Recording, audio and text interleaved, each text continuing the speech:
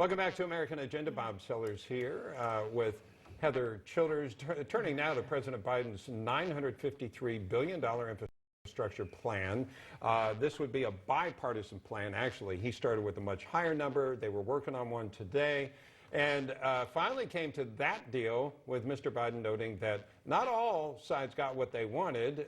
Now the deal is far from the $6 trillion deal, though, that was pushed by the Senate Budget Committee chair originally, and that was Bernie Sanders. So they've come off of that. Now they're under $1 trillion. But there's more going on also because the president would like to pay for this with higher taxes and wants to pass another bill that would be part of accomplishing that. So let's bring in our panel and talk about what, sorry to leave you out of the discussion last segment. We did want to talk about that breaking news, though, that's going on, and we'll still keep tabs of what's going on there. So, Stacey, I wanted to get your take on this. Is this really going to happen, and is this a good thing?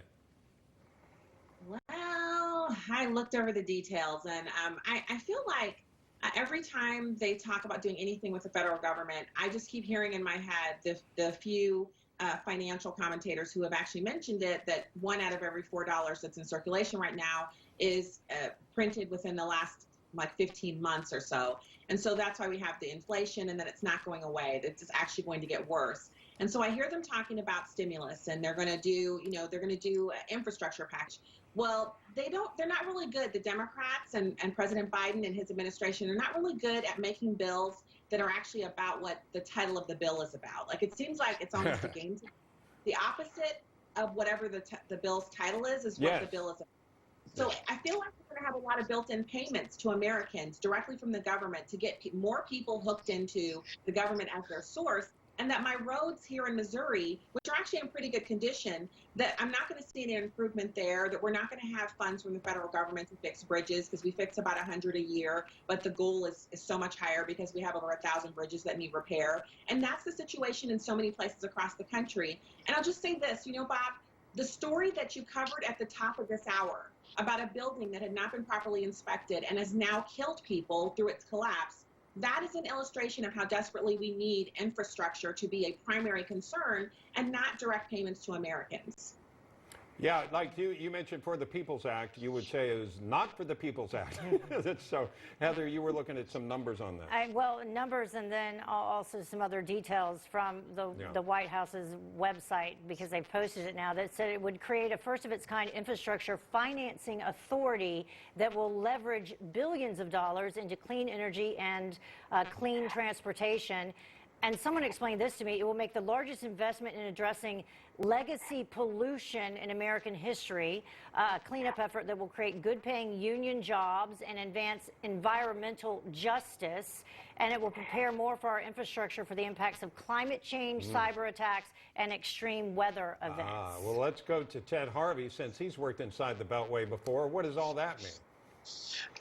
What that means is you and I are going to be fleeced to pay for the left's dream sheet of what they want to do.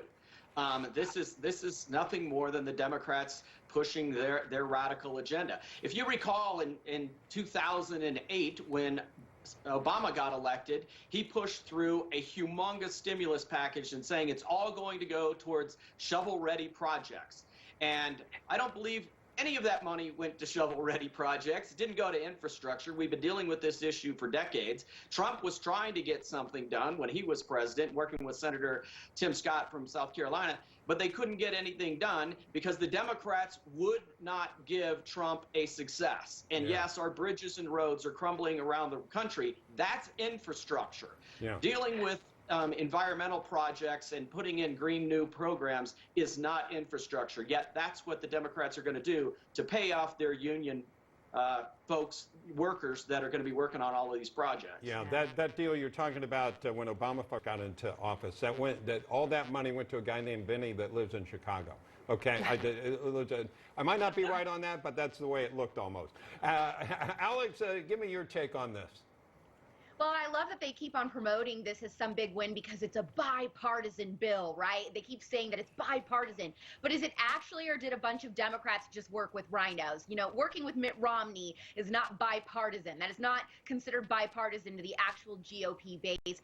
And just like you guys were saying, I mean, it's hard to give this bill the time of day because the left has co-opted the term infrastructure to mean the most bizarre things that are in no way actually related to infrastructure. You know, to them, abortion is infrastructure and drag queens are infrastructure. So if they want to talk about infrastructure, they need to get on the same page with us. Now, one thing that no one is really talking about, which I think is very juicy, there are some rumors coming from White House officials that Vice President Kamala Harris was supposed to be placed front and center for the little infrastructure picture that they took, that Biden took with everybody, but she refused because she knows that Team Biden is actually trying to turn her into the scapegoat, and allegedly once her little El Paso trip is over, she's going to start playing hardball. So if you look at the pictures, the group photo that Biden took today with this infrastructure bill, she's like hiding in the corner behind a like a pole way in the background. They wanted her in the center. So that's kind of juicy stuff there. Oh, it is.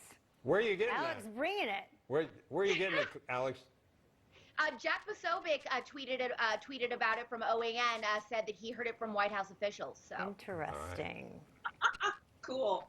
Okay, you got us all thinking about this. There's a big dynamic going on there, and she's supposed to be the vice president down to the border tomorrow, Heather. Yeah.